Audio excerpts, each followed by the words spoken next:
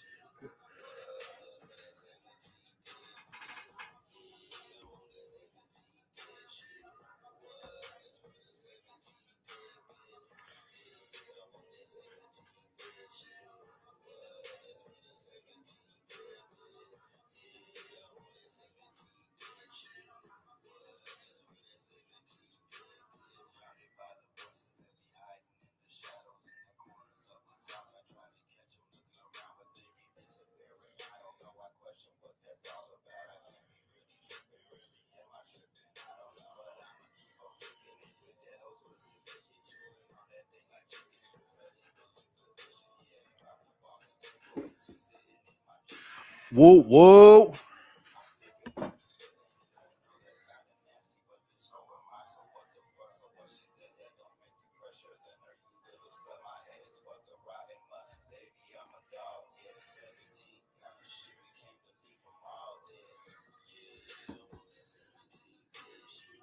Oh.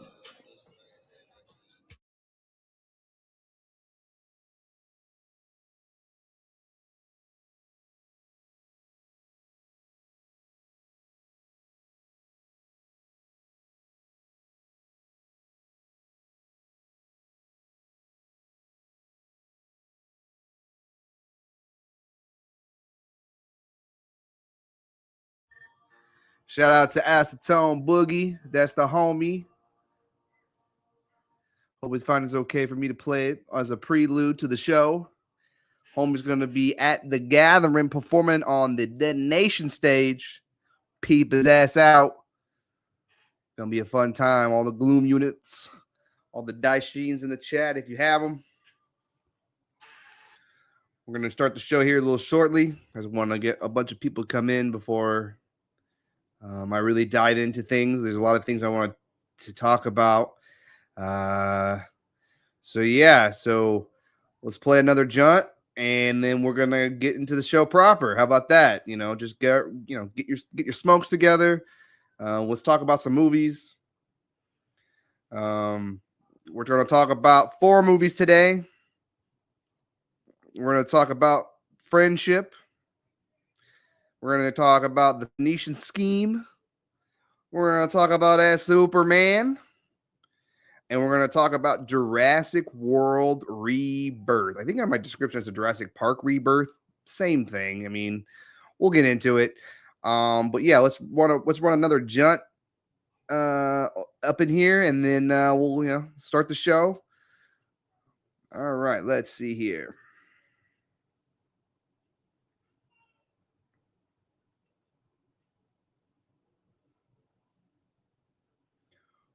We're going to play that new Kosuke that came out a couple months ago called Faking the Funk.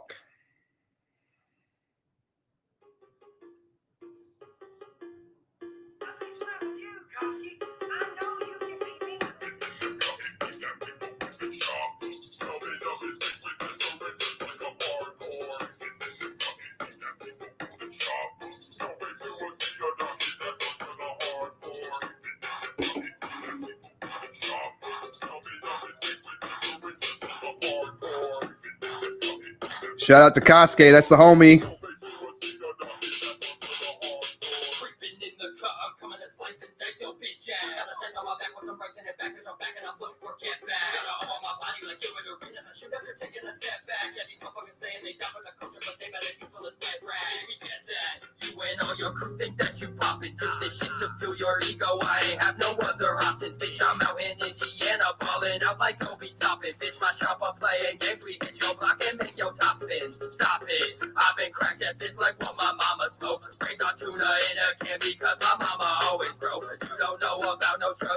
Whoop whoop.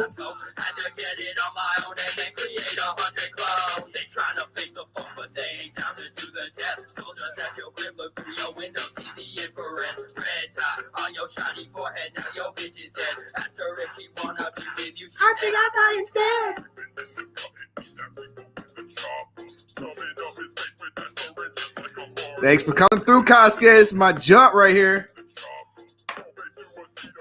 Stay listening to this.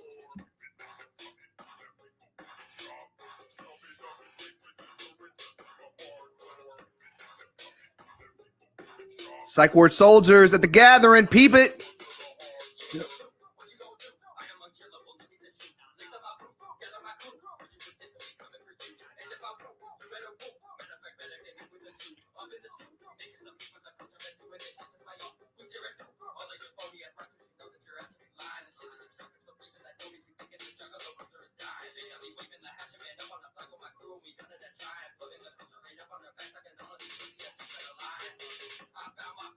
That's all I need.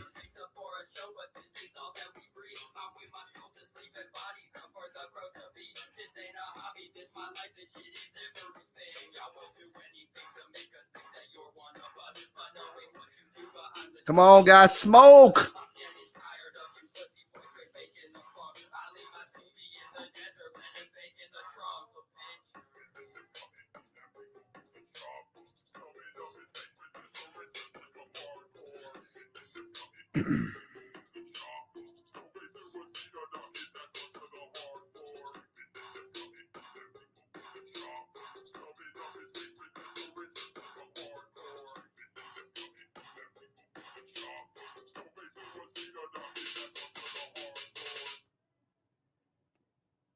That's my boy Kosuke, Faking the Funk.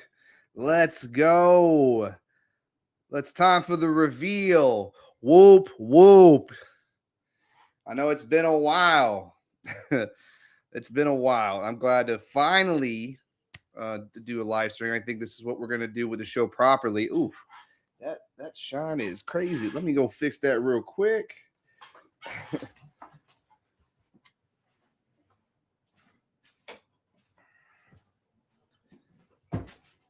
You know, Kosuke, I am definitely looking forward to seeing you at the gathering, man. You know, gathering 2 is definitely totally different once you experience it after the first time. You are definitely going to be way more prepared and really going to turn it up. You know what I'm saying? Oh, bro. Okay. So welcome to Whoops Up, Whoops Down, live stream edition, episode 19. Super movie reviews, because I have 4 movies that I'm reviewing today. 4. We're going to talk about the Tim Robbins Friendship with Paul Rudd. We're also going to talk about the Phoenician Scheme, the new Wes Anderson film. We're also going to talk about that James Gunn Superman. And then we're going to also talk about the new Gary Edwards Jurassic World Rebirth. I'm definitely going to say that for last because that was the movie I seen recently and I have a lot to say. But welcome. If you if you've never been on the show before, hit that like and subscribe button right now, because I am the only juggalo, that you need to listen to when it comes to movie reviews. I have 2 degrees to prove it. I'm just kidding. I think movies is a great time for people to get together. It's a good, discussion and, enjoy our favorite pastime. A lot of juggalos love movies, and I'm a super movie nerd. If it wasn't for ICP, it was ICP and movies for me. That's my core, other than football too. So like I have 3 cores, movies, ICP, and football. Like those 3 cores have stayed with me since I was 6. Those are like, you remember in Inside Out, when you go inside the mind of Riley, she has some core memories and stuff like that. That's my core. I'm excited for the Bengals. August can't get here. Gathering can't get here soon enough. We're 2 weeks away, people. 2 weeks away from the gathering of the Juggalos, 25. This would be my 6th year, my sixth year. It's pretty. And I think it's going to be the best year. There's a lot of things I'm doing a lot differently this year than last couple of years. I think I'm not ready to speak on that far yet, but most people who are close to me already know or are going to know when I see you at the gathering. But anyways, so at the gathering there is the flea market gimmick. With podcasters and stuff like that. I'm kind of new to this game, so like I didn't really like message Rob and like, blah, blah, blah, I have 80 some subscribers. Like, no, but I'll be there. I think it's a good time to see other podcasters who I admire, like Team NUJ. I know that Humble's going to be there, and it'd just be nice to outsource, like meet people. It's almost like that is like a place to meet your peers, I would say, and an easy time to meet you guys and talk about movies with you, which I want this show to be more communicative, like a place that we get together and we talk about movies. And and me doing the videos by myself kind of felt like a barrier between me and you. Like I didn't get enough interaction from you. And I want that more interaction, because I think what is great about movie conversation is the different points of views when it comes to seeing movie. That's why I really enjoyed doing the interviews. And there's a lot of more interviews I would like to do, but they're gonna be a pause on that for a second, because of financial wise. The service that I use for these interviews do cost money, and I'm not going to have the funds for it right now. So the show is going to look completely different a little bit. And I think by doing more of a live stream, I can focus on this time to connect with you, to be more accessible to you. Because like I want to hear from you. I want to hear your opinions. And when I'm doing it by myself, I mean, it's I don't want this to become work. That's another thing too. Sometimes it becomes work when you're trying to meet expectations and stuff like that. And I don't need to put that pressure on myself. That's why I haven't really been sticking to a schedule. I did at first, and then I got sick, and then it kind of flew. It threw everything in jeopardy for me for a little bit. But I know I just came back and just do it. I mean, the fact that like. Don't put that pressure on yourself if you can have the time to just do it when you need to, kind of thing.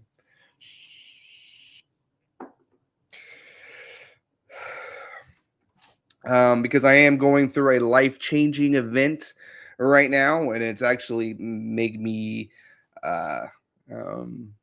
really pause and take a lot of days to myself. I would say that this last month has been depressing. To say the least.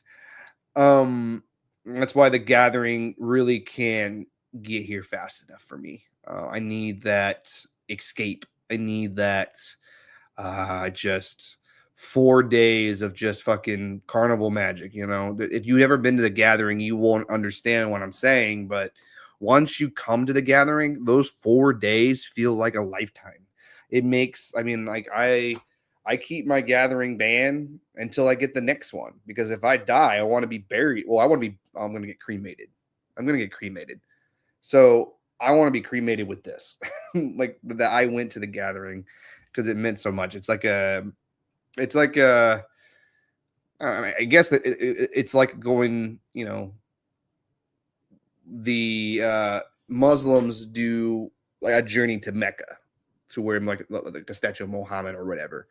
Um, it's kind of like that. Like the gathering of the Juggalos is the Mecca where all Juggalos can come and just feel, and the love. I mean, literally, the love at the gathering is freaking real. It is really, you feel it. It is. It's definitely contagious how nice people is, and just sometimes the one time you get to see some of these people, some of your Juggalo homies, the one time you probably get to see them is at the gathering because they live so far away. Because of my connections to the internet, I actually have tons of friends that go statewise. I used to be the only Juggalo, the only person in my friend group that was a Juggalo. So just to have other people enjoy the shit with me too, that means the world to me. And now that, last year's gathering was the first time I felt like, I don't know, loved in the scene. I don't know what I'm trying to say. It was like I finally have a group of people that I can hang out with, and I'm really, and not, I'm getting all mushy now. anyways. So I'm getting a little off track here, but the flea market thing, I'll be there. Come meet me. We'll talk more about gathering memories and movies. So there's that thing. What else do I want to talk about? I want to thank again Timmy Yuma J for letting me be on the 24-hour stream. If you guys caught that was pretty cool. I did Story Wars. We talked about some gathering stories. It was very fun to be a part of that, and just hang out with Fago Warrior, seeing Jiggy and Bobby and Press Murder. Like, those are the homies. And Apollon, like, I seen Apollon at Juggle Ohio 3, so it was nice to share that moment with him too. And I'm looking forward to seeing Apollon and his girl, Hellcat, at the gathering, and really continue those bonds. I think this year's gathering is forging some like lifelong bonds here with some of my homies that that I will be down with. Other, I guess, news that I find important. The Knot, the ICP second, the 6 Jokers are of the 6th deck. The Knot, we finally got it. It felt for a while that if we will ever get the 6th, it felt like, if you look back how this second deck has gone, it almost took 20 years to finish it. Where the first 6 took about 10 years. And you got to think about the second deck had the split, it had the FBI thing. I think a lot of the stuff in ICP's history made this second deck feel so expanded, but the teasers that they played definitely got me hyped for new music. I actually think some of the fact that most of this projects, Mikey Clark's, and then you got Devro, Shaggy the Airhead, Kuma, Mike P, like other people who've worked on these albums in the second deck kind of almost get their last saying in the deck. I think that's pretty cool. It's pretty cool. All right, I think. Oh, before I even get to the movie through, let's talk about the South Park episode. I guess we gotta talk about it. Everybody's talking about it. If you get to know me, I love South Park. I've seen every episode. And I didn't realize how much in my childhood it was until I was doing a revisit of the show, and they got to certain points in like 2005, 2003, 2005, 2006. I'm just like, oh my God, I remember watching this live. Oh my God, I remember watching this live. Oh my God, I remember watching this live. And it was just crazy. And when you even go back and watch old South Park, you can just kind of see they were not wrong about certain assessments about things that are going to happen in the future. So when this episode dropped, I won't know why I wasn't paying attention that it was gonna drop, but it just dropped and I watched it and it was hilarious. And the references to Bigger, Longer, Uncut is there. Um, a South Park movie that I absolutely loved. I saw in theaters last year.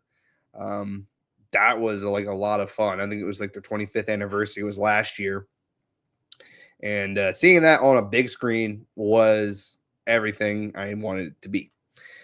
Anyways, the fact that they're depicting Trump not as Mr. Garrison, which I think I liked, kind of that was Mr. Garrison for the first term, because this second term definitely feels different, and I think the interpretations of this term you need to have a different viewpoint of Trump when it comes into the South Park lore and stuff like that. So having him be a new Saddam kind of makes sense because this guy wants to be a dictator. I mean, like, if you ever listen to Trump talk, he loves talking about dictators. So perfect that South Park had made him more of a Saddam Hussein character because he wants to be that dictator. So kind of like mimicking all that stuff. That's pretty funny. But the meta humor about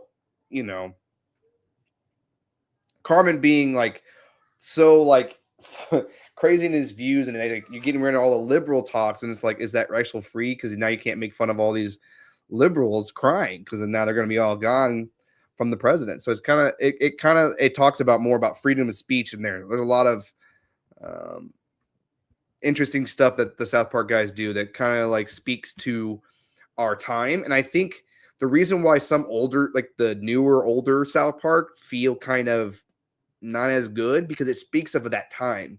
You got to think about where were we in that time, in that year? What did it feel like? And I feel like if you home back into those thoughts, right, of, hey, this was 2013. What was 2013 like for me? What can I remember news-wise? And then you kind of pick up. I think the guys doing an episode 6 days between each other is freaking insane. And you're going to have episodes they're not as good because they're not taking months or years to think about it. They're giving themselves 6 days. The fact that they can even do that is freaking amazing. Honestly, I admire the South Park guys and their creativity and how enriched in film history they are too. And how, the fact that they stay in Colorado and then just keep that authenticity to them. I think it works well. And the fact that, this is the 27th season, 27th, and they're contracted to do over 30. So it's to think of that, you got The Simpsons, South Park, and even I was thinking Always Sunny in Philadelphia. They're on their 20 plus seasons, these long, running comedies, but also these short budget comedies that no one pays attention to, or comedy gold. Watch Always Sunny. They almost took that South Park approach too, where they use, topics and have their characters play within the topic. And I think that really works well in how to maybe make it fun to write a story. Cause the way I look at, media, stuff like that, especially when it comes to movies and TV shows, you gotta think about the writing. The writing has to be an important aspect to the quality. And I think the longevity, I think, when you watch whatever episode and if the writing's still hitting, it means that's really good, and sometimes it has to do with character development or something like that. And then, there's some South Park episodes in the later seasons where I'm kind of that wasn't as good, but I think when South Park guys hit, it's cultural. I mean, simple as that. Okay. I'm curious to see what they do else. It feels like they were baiting Trump and to sue South Park for what they said. I mean, the AI deep fake of Trump in the desert, which you got to think about it. Okay. So especially because the commercial is making fun of the Jesus, he gets us commercials, right? So it's all right, Trump is viewed as this Messiah. So they kind of use that Jesus gets us trope and all right, it's Trump and he's walking through the desert. If you know Jesus, he spent 40 days and 40 nights in the desert. So Trump is doing the same thing. That's why he's taking his clothes off and he's doing it for America. So I think their humor is still on point, especially when they're pissed off. I think when the guys are really pissed off and have something to say, they will say it.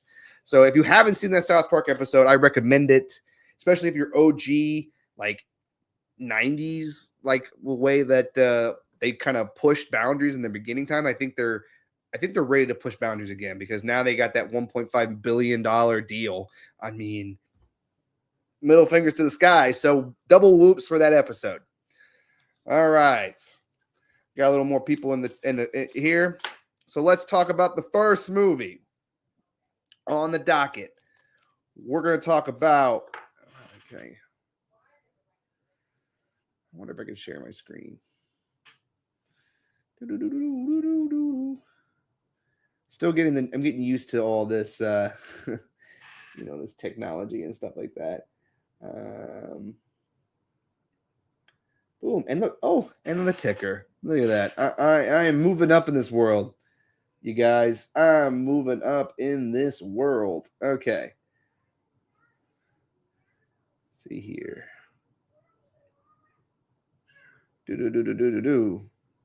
Oh, share screen.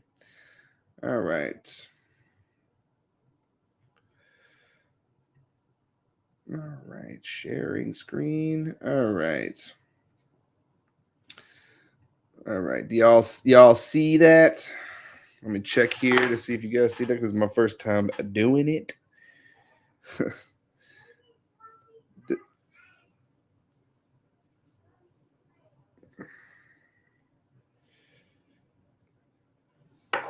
Am I sharing my screen?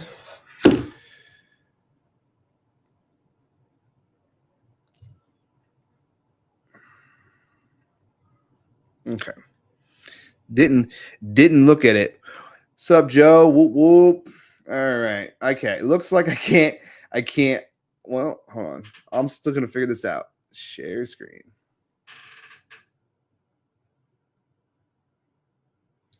Oh. Okay.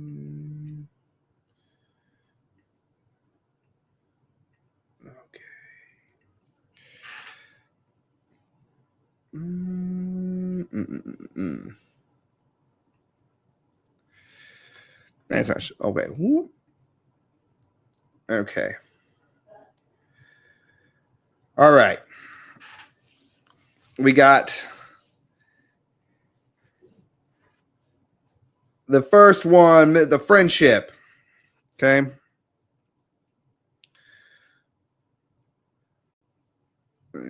Hold on. Directed by Andrew DeYoung, written by Andrew DeYoung. It stars Tim Robbins, Robinson, Paul Rudd, and Kate Mariah. Honestly, like this movie is more about Tim Robinson and Paul Rudd. Oh, the movie hinders the bromance that these guys have. And the film really does a really good job with its comedy.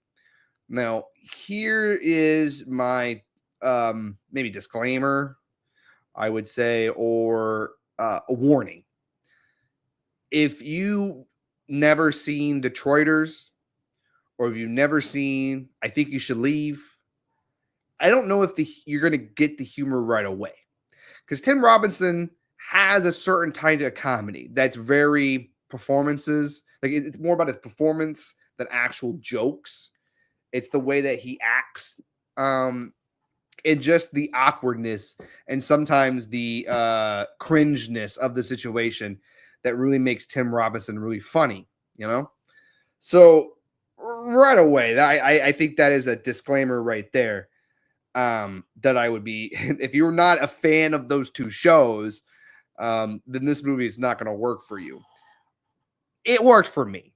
I can't help but my partner really got me into Tim Robinson, especially I Think You Should Leave. I think it's a show that's very funny, and in fact that it's just focused on sketches and stuff like that. I really enjoy.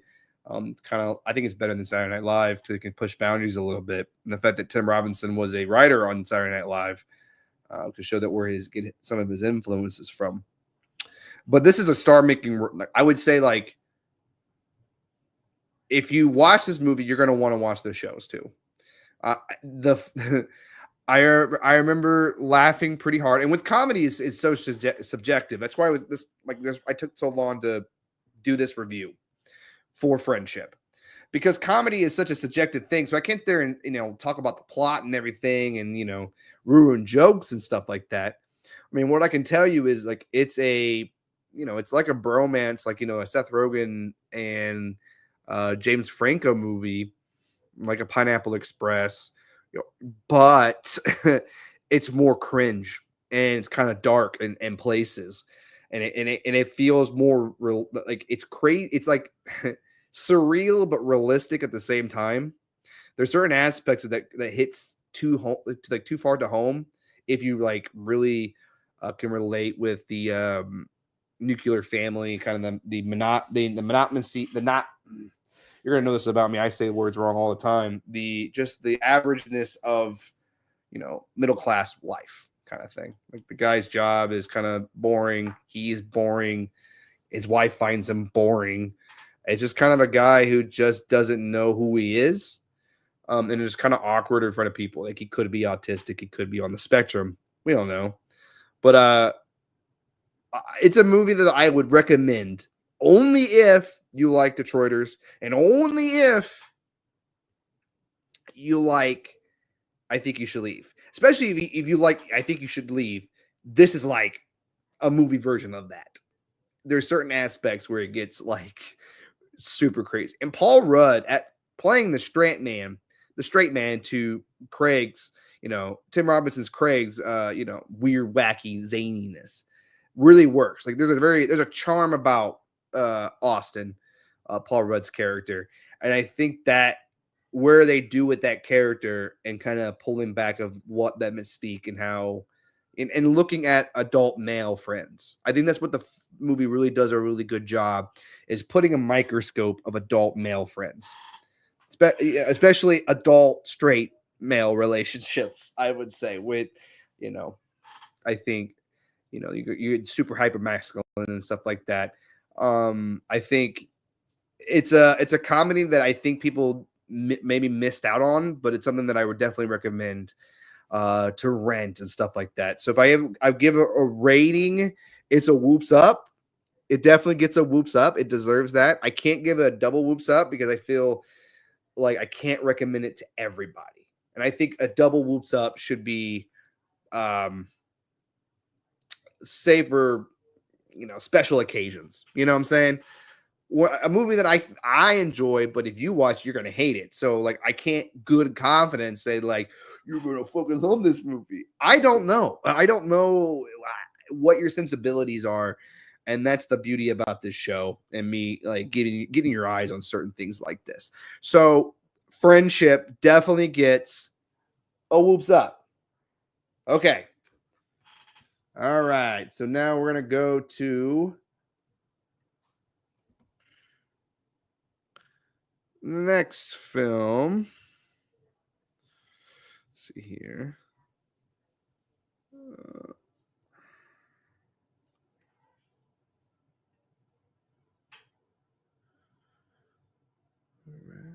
gonna move and stage. Oh. I hope y'all enjoying what I got so far. We're gonna get to the next thing real quick. All right. Next, we're going to go talk about the new Wes Anderson film, The Phoenician Scheme. All right. Directed by Mr. Wes Anderson. Written by Wes Anderson and Roman Coppola. Starring Benicio del Toro, Maya Thrumpleton, and Michael Cera. Oh, buddy. If you know a lot about me, I'm a big Wes Anderson fan. I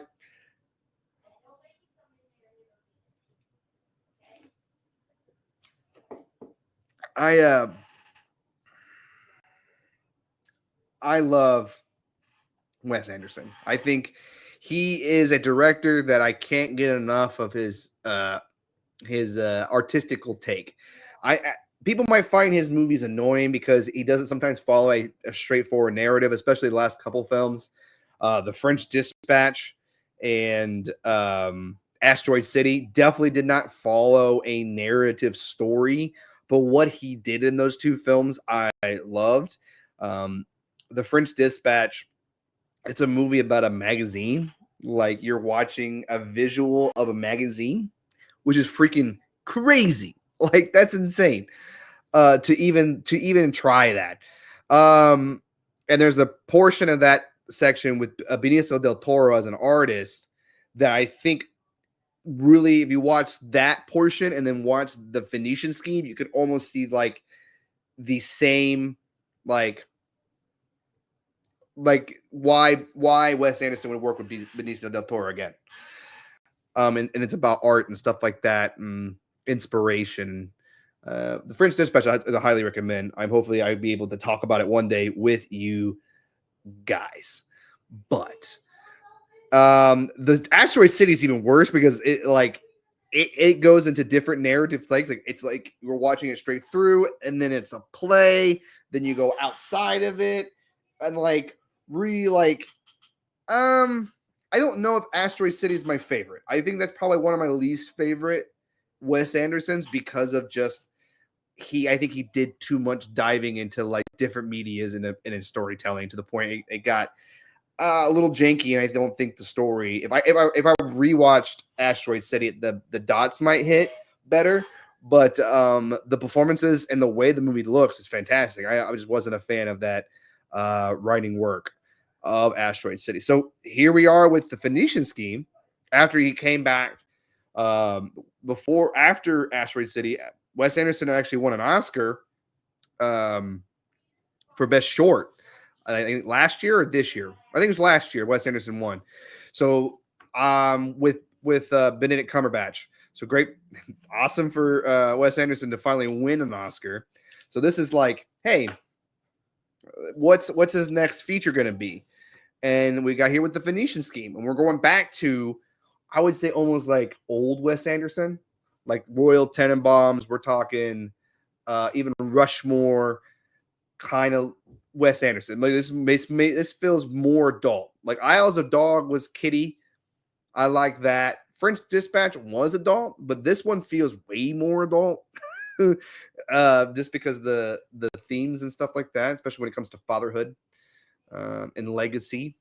I think that's maybe something that Wes Anderson is thinking about. And see who, as we're talking about, the stars of the film here, So Benicio del Toro plays a rich man who is dodging, like, he doesn't have a homeland.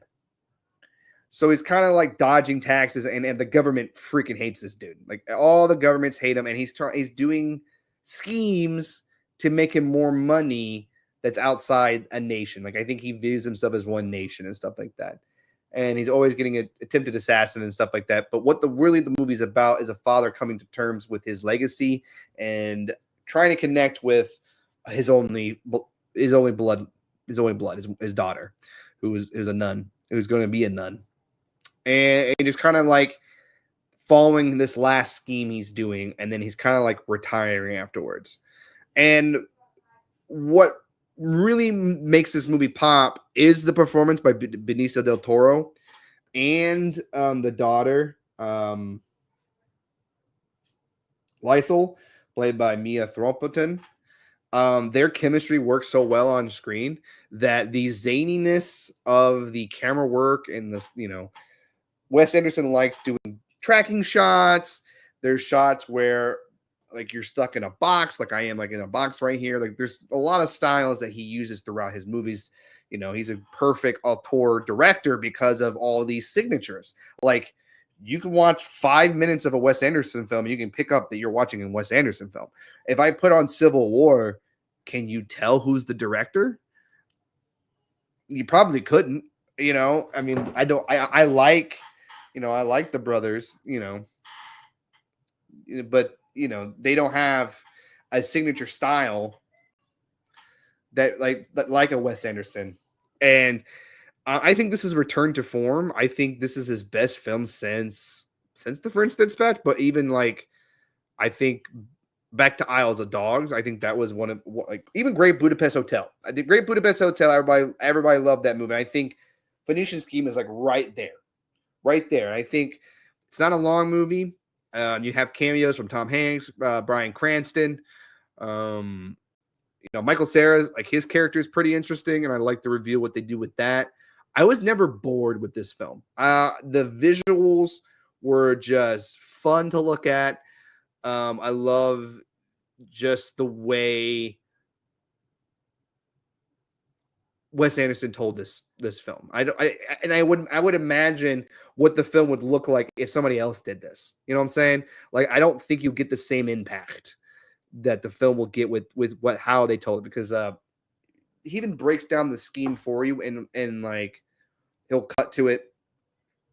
He'll cut to a scene where Wes Anderson will cut, and I'll show you the scheme so you can visualize it, and then he'll use reminders and lists and stuff like that. Like he makes you put in mind what they're doing, because it is a complicated scheme. But I also really enjoyed that the consciousness that he has for the audience. And I feel like this is more of an audience-friendly film, where the last two weren't very audience-friendly. I think they were two films that are really challenging, that could have people really get really turned off. So if you're interested in a Wes Anderson film, I would say that you would have a good time with this movie. I think it's funny enough. I think the visuals are pretty good to get a whoops up. Again, another whoops up. I can't give a double whoops up because, once again, I don't know where you're gonna falter when in alignment with Wes Anderson. Anytime I show Wes Anderson to people tend to like it, but there are some people who particularly do not like his style. So for that fact in itself, and thinking of a fan as a movie enjoyment, it's going to get a whoops up. I really enjoyed it. I actually looking forward to. I might own this one. I'm really gonna enjoy this. So that is that one. Now we'll take a little break here as I get set up for the next one. We're going to talk about Superman. All right, Superman. James Gunn's Superman. James Gunn Superman. Now listen here, wake up. I'm not ignoring you. I'm in the middle of doing a show, homie. So I appreciate it of the interactions. And you know what? Thanks for your opinion. Just I'm not ignoring you. It's just you talking, and you're talking about things that don't pertain to the show. So I'm not gonna, or what I'm talking about. So I mean, if you want to contribute, do you want to talk about the Phoenician Scheme? Do you want to? I mean, like I had to give away the two artist films first, because they're films that I don't think that most people would see. So I definitely wanted to focus more on the two artist films and kind of give my thoughts about them, because I feel like those two art films are worth your time. They're definitely going to be worth your time. Now, the next two are more big budget stuff, where if I would love your guys' opinion, especially on the next one, as we talk about Superman, a film that came out 2 weeks ago. I mean, Friendship, I saw that in May. I saw the Phoenician Scheme in June. We're so it's those movies I've seen so long ago. I think some of y'all probably already missed. So, but Superman will be next. I just need a little Dr. Fago break. Dr. Fago break. Everybody take your Fago break here. Fago break.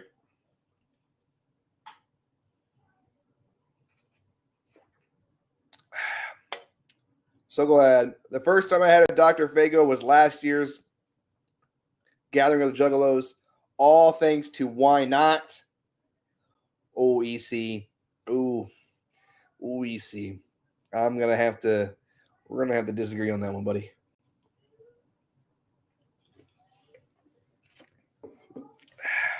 All right, a little smoke break here.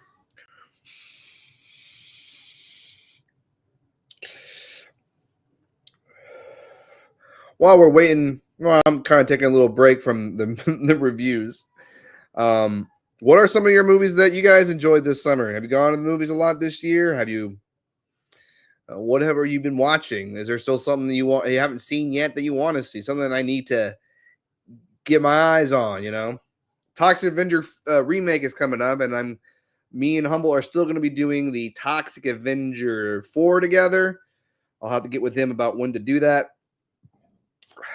I'm hoping to get that done before the gathering, and then after the gathering, Toxic Avenger the remake will be out, so I'll get a chance to watch that.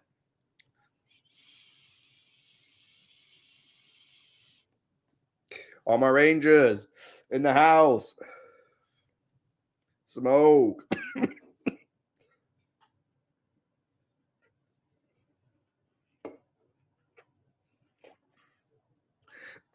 All right. I also love chewing Hubble Bubble watermelon strawberry. It's good stuff. I love chewing gum. EC, I know you're there. Have you watched any movies this year? If so, what's your favorite movie you've seen this year? Mm.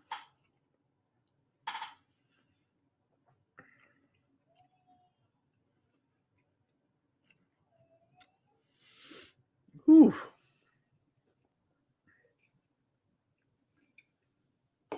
Okay. Let's go. All right. Next one. We're going to go with. Oh, okay. Equal. Okay. I liked the John Wick movie. John Wick 4 was badass. I loved watching that movie. I wanted to see the ballerina, the prequel of the John Wick. I know he's in the movie. I'm really interested in those Worlds of Assassins. I think it definitely is worth spinning off. I would say past John Wick. I think what made John Wick cool is not John Wick because he was kind of a bland character anyways. He was just kind of a badass, but it was like more of the interworkings of the world. I mean, and as an action film, I like it's a film like the John Wick films are like pushing stunts. They're pushing action in the right way and being like less CGI heavy and more like practical and getting back to that kind of art. And I think that is where the love or the John Wick movies are coming from. That's why I think I love it so much. Is that I don't look at it as high art.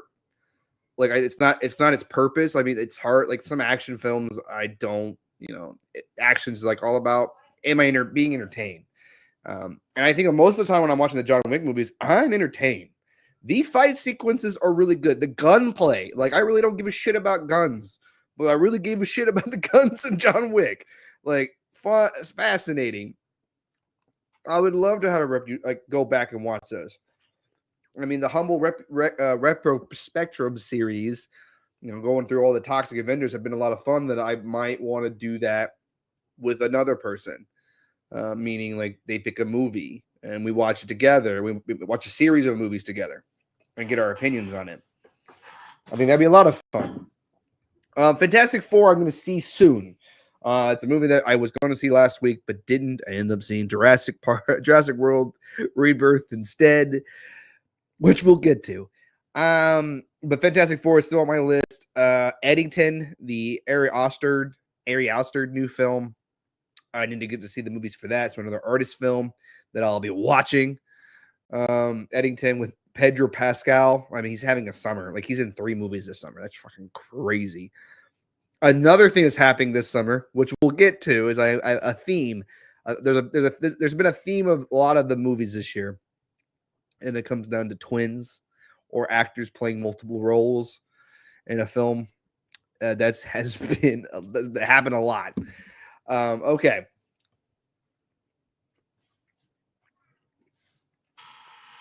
Let's get to Superman.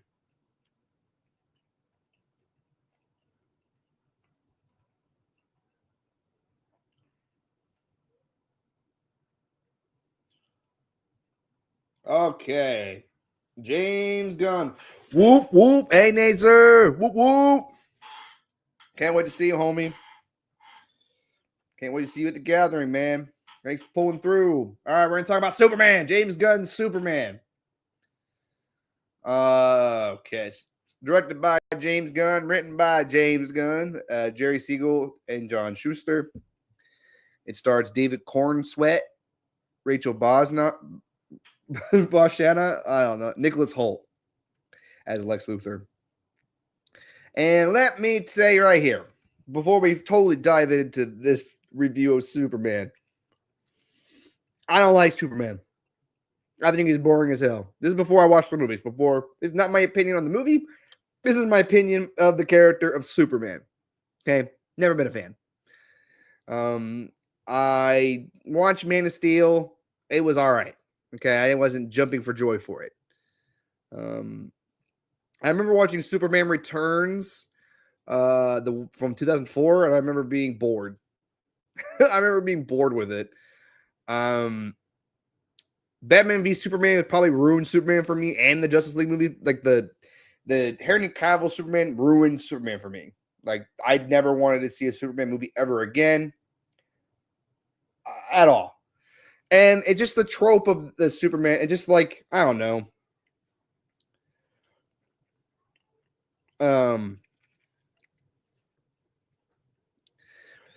And the Richard Donner one, I tried watching, and I think I was bored with that too. I don't know. There's something about Superman that's just so corny. And that's just because I'm a Batman guy. And I feel like in DC or in certain comic book things, like you either are a Superman fan or a Batman fan. And I definitely crossed the line as like, I'm a Batman fan. I think Batman's way more interesting. He's a human doing all these things. And Superman being a legit god made me not very interested. Okay? This is my feelings about the character going into this movie. And I didn't really want to see this movie. Let me be honest with you. I was excited for Superman, and I wasn't. I didn't really care. David Cornsweet, I didn't know who he was, right? But I did see him in Twisters last year in a minor role. So this guy's an up-and-comer. So I'll give him a shot, you know. So James Gunn, I really enjoyed his Guardians of the Galaxy film. I think those are 3 strong Marvel films. Marvel let him do his own thing. The Suicide Squad, I did see that. I remember liking it. I don't know if I loved it, but I liked it. So whatever. And, you know. So James Gunn, I was kind of mad, and just DC itself. If it wasn't for Batman, I didn't care, and the Batman proved it to me. Like, if it's just give me more the Batman, I don't care anything else. So why did I go see Superman? Well, I guess the buzz, like you keep hearing buzz and stuff like that in certain movies when they come out, if they enter your like realm a little bit, they kind of pierce your vision. Like, I don't know if that's why I call it, but it kind of comes in like in your radar. Like, I wasn't looking for stuff by Superman. I guess the negative aspects of like the right-wing people losing their minds because, you know, Superman's an immigrant story, which, yeah, he is. Superman is not an American. He's an illegal alien that came to America. Like, that's the story. Like, when did Krypton, Superman come down to Krypton and get his citizenship? Like, when did that happen? It didn't. So technically, Superman the whole time is an illegal alien. And I don't think the movie is about immigration. Is it there? Yes, it is. But it's way more about what it means to be human, I think, in this movie. So I sat down. I was going to give this movie a shot. Like, this is supposed to be a brand new universe that give me a fresh new look, all that. So the negative things I felt about Henry Cavill's Superman, especially that from that Justice League movie, both of them, I don't like the Zack Snyder Justice League. Don't like that either. Give this movie a shot. And let me tell you something, folks. Superman is a good movie. Is it great? I don't think so. I think it's good. I think it's fun. And it's like at 2 hours. So it's not a long film.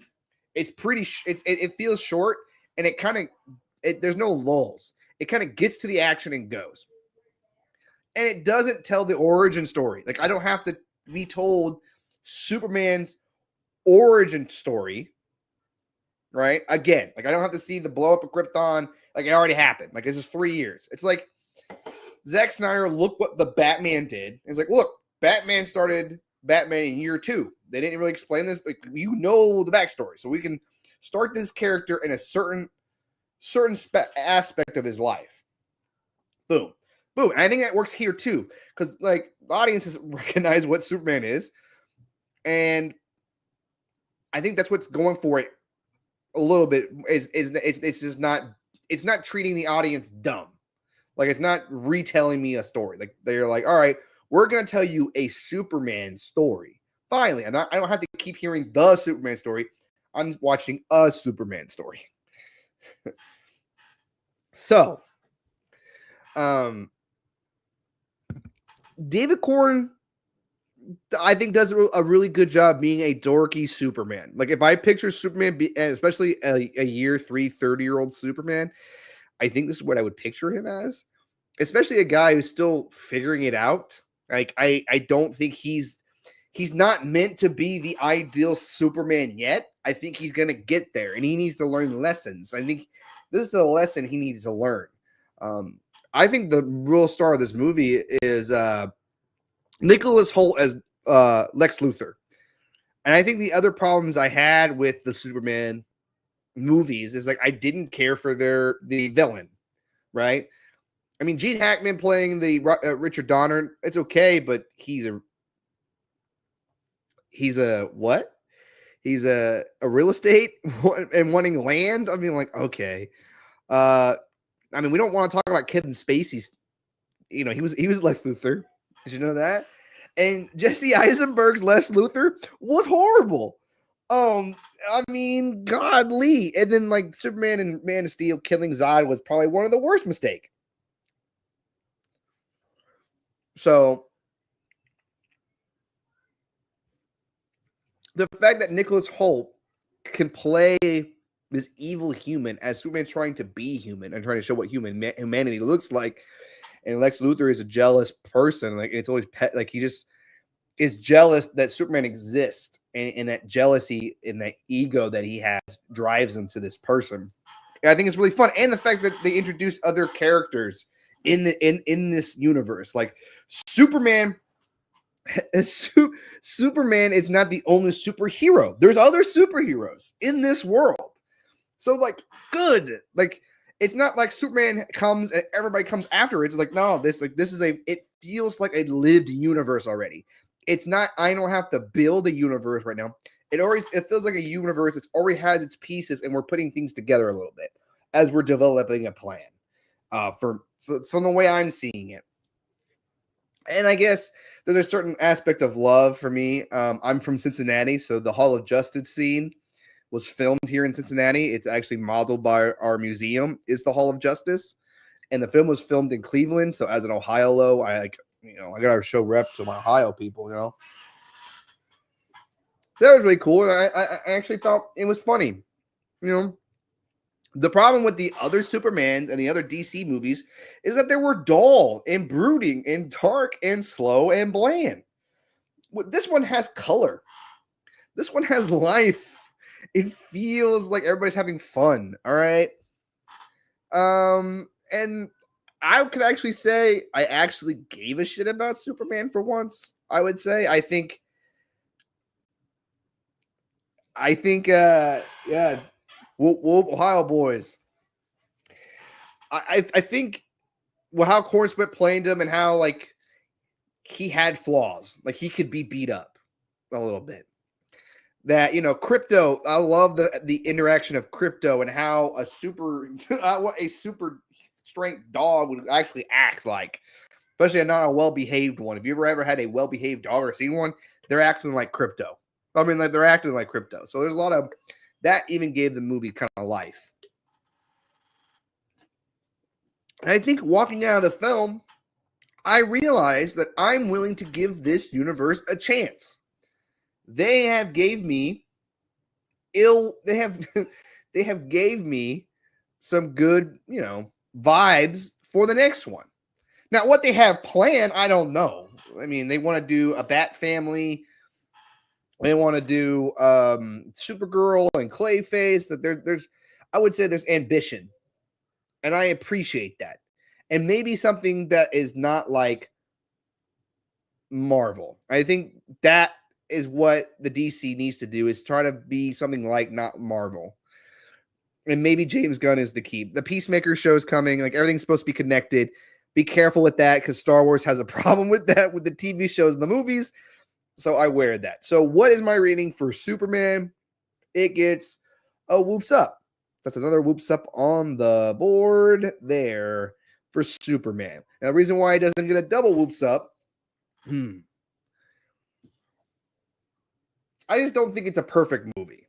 And I don't think that's the aim. Is it going to be absolute like cinema, going to be groundbreaking? I don't know if people are even going to remember it in a couple of years. I think they're going to. I think the crypto Mr. Terrific's performance. Let me give him a shout out here. Where is he at? Wow. IMDb. What the hell? He's not even credited. He's not in the top one. What the hell? That's bad. He's the star of the fight. I would say he is. Oh, here. Well, let's find him. Bradley Cooper being as Jor-El is pretty good, and it gives a nice little reveal of the just the difference between this. I mean, Nicholas Holt's already down there, so I can't really get mad about that. Come on. What the hell? There it is.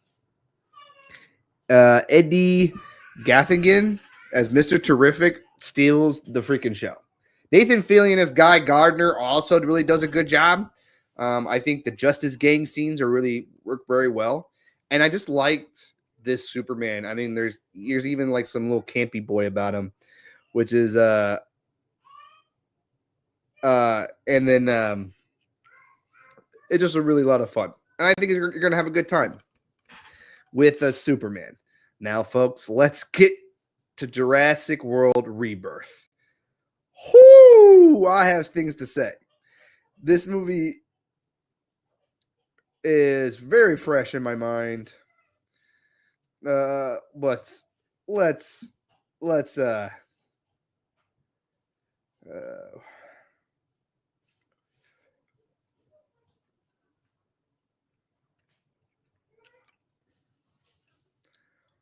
okay. Well, I had to do that.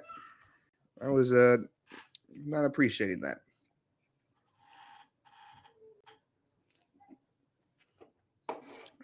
Here's a guy just trying to do his job. I'm just trying to do my job. I'm sorry, wake up. I'm sorry. Not really, but whatever, bro. I was ignoring you because I was, like I said, I was doing a show and nothing you were saying were going to do anything I wanted to do.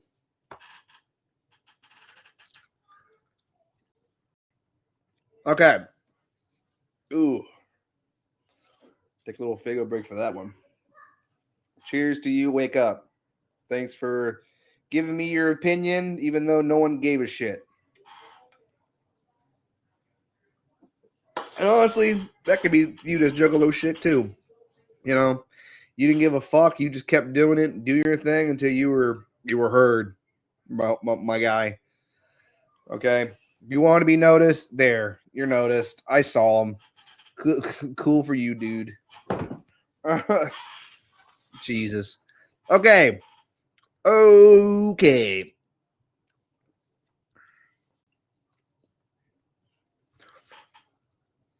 before we get to Jurassic World, let's talk about my history with the Jurassic Park series, let's say, and why I went to see this movie.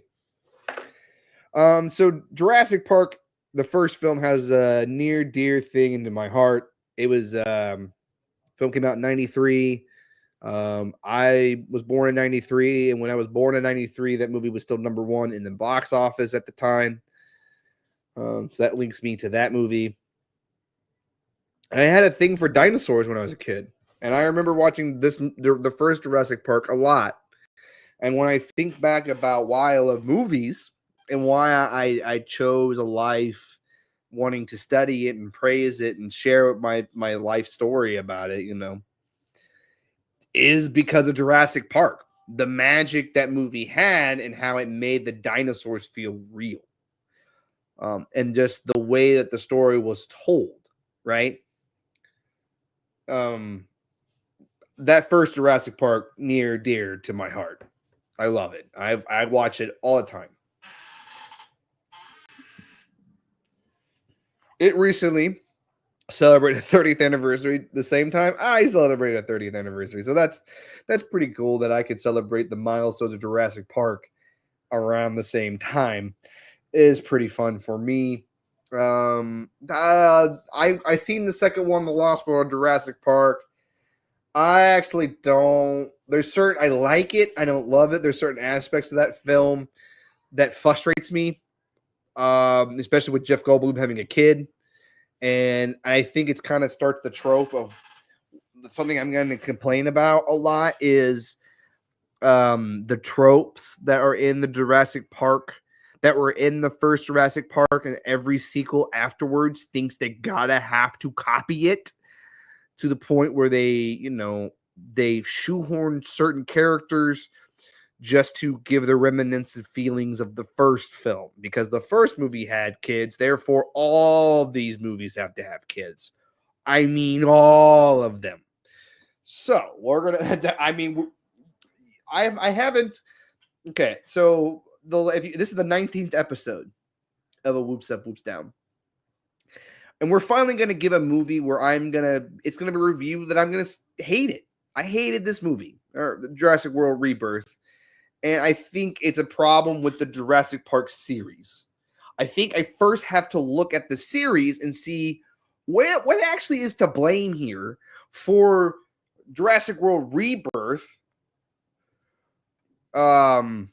which I want to call Jurassic World regressed, or Jurassic World rebarf, or regurgitate. I mean, that's more like it. But hold on, let me get through the freaking series first, because I think the Lost World of Jurassic Park is the first sequel, and it also has a child character. It shoehorns a kid coming to a dinosaur island, right, where dinosaurs eat people, and then there's children present. Like even regrets. Yep, I like that. EC Jurassic World regret, but I'll save that because I gotta get through. I have to get to where I was at prior to watching the movie and how I feel about it now. Okay, so I think Jurassic Park, Lost World Jurassic Park, could have worked without a child in the movie. With it, kind of makes it kind of watered down a little bit. Jurassic Park 3, I remember watching that in theaters. It's my first Jurassic Park movie I watched in theaters. It's the first one I've ever watched in theaters. That was very, very fun. Seeing that, and then they introduced the Spinosaurus, and they're going to face the T-Rex. That was the big thing about the movie. And once again, there is a child on a dinosaur island. So why is that a problem? Just wait. I want to point this interesting fact out right now, that also in Jurassic Park 3, there's a child plot line on the dinosaur island. All right, so that movie came out, I think 2002 is when the Jurassic Park 3 came out. And then we had to wait to Jurassic World, okay? And Jurassic World came out in 2015, and that kind of was kind of like the Rebirth, the requels, right? Where it's like it's a sequel, but it's kind of rebooting everything. It's like a soft. It's a sequel to the first thing, and kind of just getting us back on track. This movie, the Jurassic World did it. Star Wars did it. Creed did it. We're kind of like it's a reminiscence of the first movie but introducing new plots, and new characters. But there's character rules be kind of like they fit in, and kind of it reminds you a lot of the first one. It's like it's really stuck in nostalgia, and I think we have been stuck in nostalgia. Okay, so Jurassic World also had kids in it. This point, I would say it's not shoehorned in, because in Jurassic World, they actually made the theme park. They were people there enjoying the park. Where in the first Jurassic Park, it wasn't open yet. Okay? So in Jurassic World, it is open. So the fact that there's kids in the dinosaur world, whatever, I didn't hate it. And I actually loved Jurassic World. I remember liking it. I liked how it was a monster movie. They introduced the Indominus Rex, which is kind of like a raptor and a Tyrannosaurus Rex in one, right? And I thought that was a lot of fun. It was a time where, Chris Pratt was kind of like in his heyday. Everybody liked Chris Pratt at that time. So it was good to see that. I thought it was really fun. And they opened themselves for a sequel. In for it. Awesome. Jurassic World Fallen Kingdom is boring as shit. They kind of take the plot lines of the Lost World and kind of update it. Like, you got to think about it. They go back to the island to take the dinosaurs off the island, and now they're in the real world. That is the Lost World of Jurassic Park and its outline, right? I just outlined how Fallen Kingdom and this one are kind of the same, except for the island in the Forgotten Kingdom are going to erupt, and we got to save these dinosaurs for humanitarian reasons. Cool.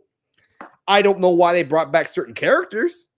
That was my biggest issue. Why is this character back? Why is this character back? Why did you bring these characters back? And they introduced, and at first there was no child in that one, and it was going different. It felt different. And then they introduced the kid, and they introduced a character that, and I hate this too, when sequels introduces characters that knows knowledge of the first one. It was like, oh yeah, I helped. I was part of it. I was there. Brother, no, you weren't. Stop it. Stop trying to make flourish in history. Like, hey, this character worked for Engine and was a part of the Jurassic World and helped with the discovery with cloning. I'm like, and worked with Dr. Wu and blah, blah, blah, blah, blah. I'm like, this character wasn't mentioned in the first movie at all. Yeah, I'm not buying this. Stop forcing this on me. Like, what the hell are we doing here? Like, that's just bad to me. It's like, So anyways, they introduced I'm going to spoil it. They introduced a kid that's a clone.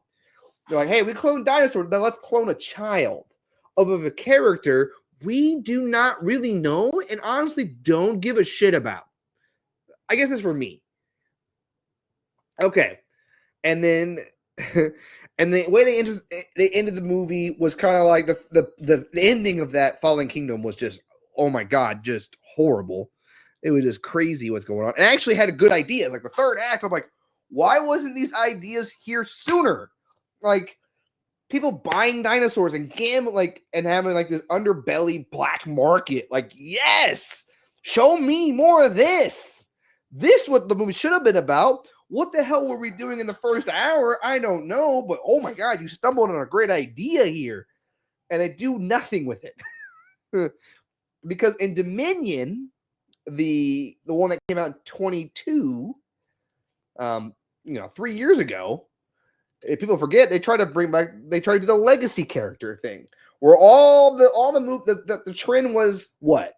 Hey, we're bringing OG characters back for reasons, people, reasons. So they had to bring Dr. Grant and Dr. Allen and blah blah blah. They got to bring all these people back, And it wasn't really about dinosaurs. And I feel like that's what we're kind of losing the plot, because it's more about the clone girl, mostly. And they threw dinosaurs in there, but it was more about prehistoric locusts and how rich people. The movie which just wasn't very focused on dinosaurs, and it kind of I hated that movie. And then when it came to Jurassic World Rebirth, I don't know if I actually cared about Jurassic Park anymore because of how bad Dominion was for me. Right? Like it no longer was about dinosaurs to me. It kind of lost the magic of what made the first one, even Jurassic World, so good. I think they really forgot what made those two movies magical. They kind of just want to give you nostalgia of the first one, talk about the first one, give you imagery, give you sounds, and really not giving you anything new or trying to take the scenarios into different places. So now let's get to Jurassic World Rebirth, which I heard was not good. So. So. I was like, okay. I mean, if you look at the director, right? Gareth Edwards. I love Gareth Edwards. He made the best Star Wars film in Rogue One, right? Everybody likes Rogue One. That was Gareth Edwards, right? The first Godzilla 2014. I enjoyed that. Is it perfect? No, but I think it was a really good introduction of American Godzilla that helped spawn the Monsterverse, which I think is the second universe that is enjoyable to watch. You know what I'm saying? Like, you think about the King Kong and Godzilla versus King Kong and Godzilla and King Kong, like, you know, them teaming up together. And then they're doing a sequel again. Like, I think they really found something with these kaiju films that I really enjoyed. And why isn't Jurassic Park like going to that route? No, it wants to stay with the first film. And Gareth Edwards, I guess, you know, and he made The Creator. Gareth Edwards, like last film, was The Creator. He made it for $90 million, and the special effects look great. So of course his next film is going to be a, you know, budget, you know, studio film. All right, Scarlett Johansson. We love Scarlett Johansson. Black Widow. Mahershala Ali. I'm a big Mahershala Ali. Moonlight. The Green Book. I hate that movie, but he's really good in it. Spider-Man Across the Spider-Verse. He's Uncle Aaron. Mahershala Ali is a fantastic actor, and he's supposed to be Blade. All right, I hope they make that movie. Jonathan Bailey. He's in Wicked. That's how I know him.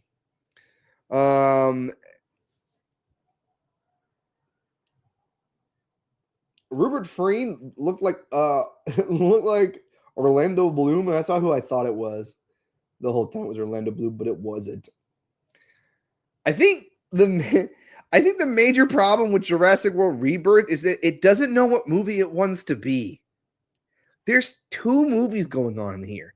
There's two plots going on simultaneously, where I did not care for one plot and was wanting to get into the other plot more because it was more interesting and more about dinosaurs.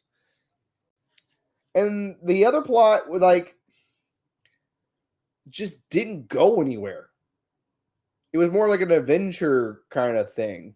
Like, it's like coming to Universal Studios. You can enjoy this, you know, down the river shit.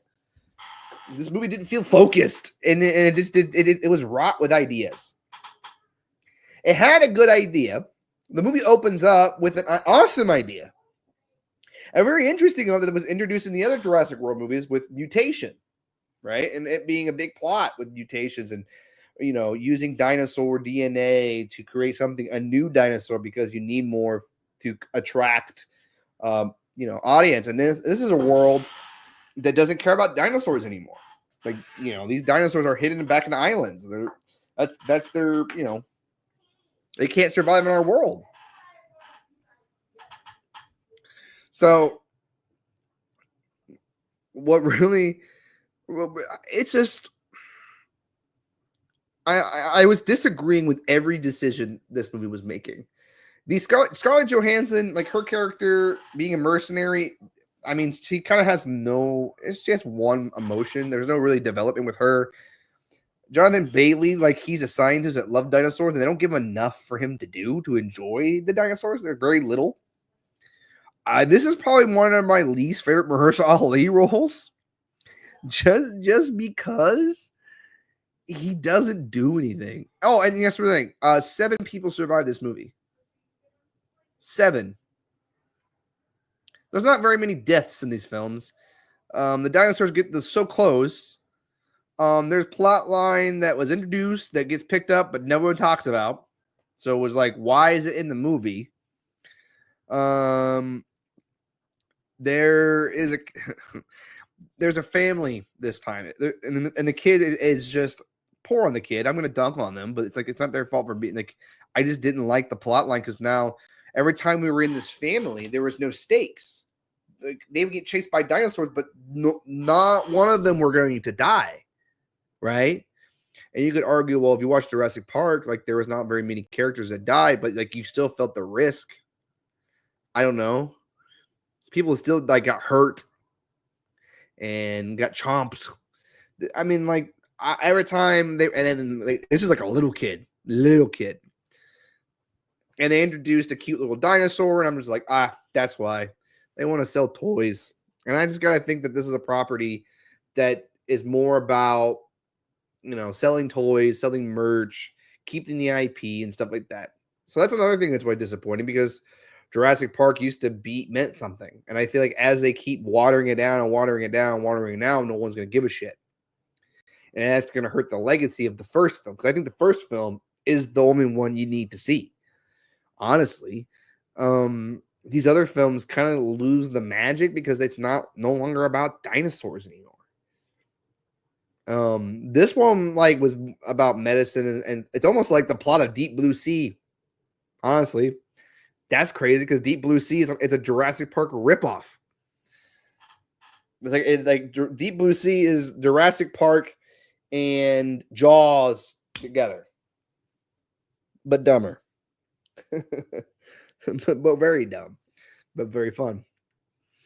I just the Thomas Bailey, Scarlett Johansson, Mahershala Ali plot was more interesting because they actually got to interact with dinosaurs in a fun way. Where the family was kind of doing a regurgitation, like a replay of the first Jurassic Park. Like because I read the book, there's references to even the book of Jurassic Park. The way the book plays out and how the movie plays out, it's two different things. That's why it's like I recommend reading the book. It does different things. Like the raptors are different. The way the T-Rex is different. Even how Dr. Grant and the kids kind of navigate through that stuff is different. You get, more backstory and stuff like that. Highly recommend the book. But when it comes to Jurassic World Rebirth, whoops down. Double whoops down. Don't see this fucking movie. This movie is the reason why people are saying movies are not as good as they used to. Is because we are giving our money and allowing them to make mediocre products and giving our money to it because we love dinosaurs and they're not doing anything to warrant it. I no longer trust Jurassic World. No longer trust it. I think this is the final straw. Unless I really see something different. I mean, you could go into a more adult tone. You can go more. I know, it's a kids movie. I'm like, no, it's not. It's a family movie, but you can make a family movie that still has stakes, that still has thrills and scares. It could be like one of the first horror films you show to a child because dinosaurs are scary, and I feel like when we water it down this much, we're kind of losing the aspect of what the magic and mystique of dinosaurs are. And how the fact that, the cloning and how these people figured out. And I think the first Jurassic Park is way more about the cloning and how they got the DNAs to. That's why it was such an important plot line of why the dinosaurs were mating is because they used amphibious DNA. And that's the reason why they can spawn. Because that the whole, they worked on it. They cannot spawn in Jurassic Park because they're all females, and they made sure that way. The whole what the island is, what they use the island for, it doesn't really matter. The new monster for Jurassic World is literally a Rancor. If you're a big Star Wars fan, the D-Rex is what they call it, looks like a Rancor. And the fact that Gareth Edwards did Star Wars is just like, of course he made it look like a freaking Rancor. And it really doesn't do anything. They don't explain why or what they use to create it. And it almost makes the opening scene mean nothing. It actually means nothing. Literally, don't waste your time. It's movies that I would tell people do not watch in a theater. Don't give them their money at all. Find a way to watch this for free, because you're gonna waste your time. And the movie's over 2 hours, and I was bored for half of it. Oh my! And I haven't done it. We're 19 episodes in, and Jurassic World Rebirth gets my first whoops down on the show. Whoops down.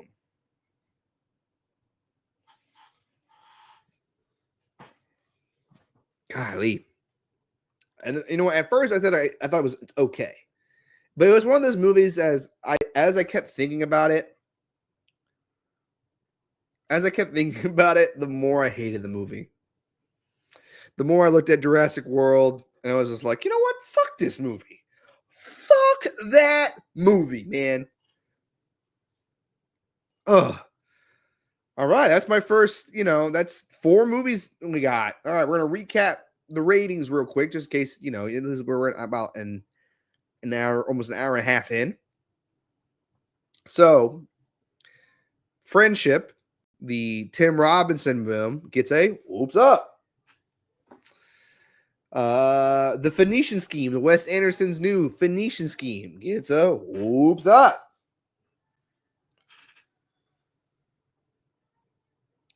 All right. James Gunn's Superman. It's a whoops up. And Jurassic World Rebirth. Double whoops down. A double fuck you and fuck off. Suck my nuts, bitch. Fuck you. That's what I say about Jurassic World Rebirth. I never hated Scarlett Johansson in a film before until right now. Like, fuck. Like, so bad. Okay, folks. That is the episode 19, my first live stream. If you're able to enjoy this live, thank you very much. I appreciate it. I'll try to do more of these. I had a good time doing these. It's just fun to do, and especially since I was able to do what I do, and the fact that I don't have to edit this makes me even happier. Like, I can do this show without, even touching an editing thing, which is really cool. But thank you for joining. Next time I see you, hopefully, will be sooner than later. But I know that Toxic 4 with Humble Among is coming up. Actually, speaking of Toxic Avenger 3, the episode last week got cut off. So that episode last week, I'm going to have to re-upload and give you more what you're missing, because I think you're missing more aspects of that. So I'm going to re-upload that. Toxic Avenger 4 is coming up. I'm going to be watching Fantastic Four, so definitely going to do one about Fantastic Four. Gathering is coming up. I'll be at the gathering. Hit me up. I'll be filming some stuff for, with Humble, with myself. There's things I want to do for the gathering, but yep. I love you guys. Whoop, whoop. Much clown. Motherfucking love.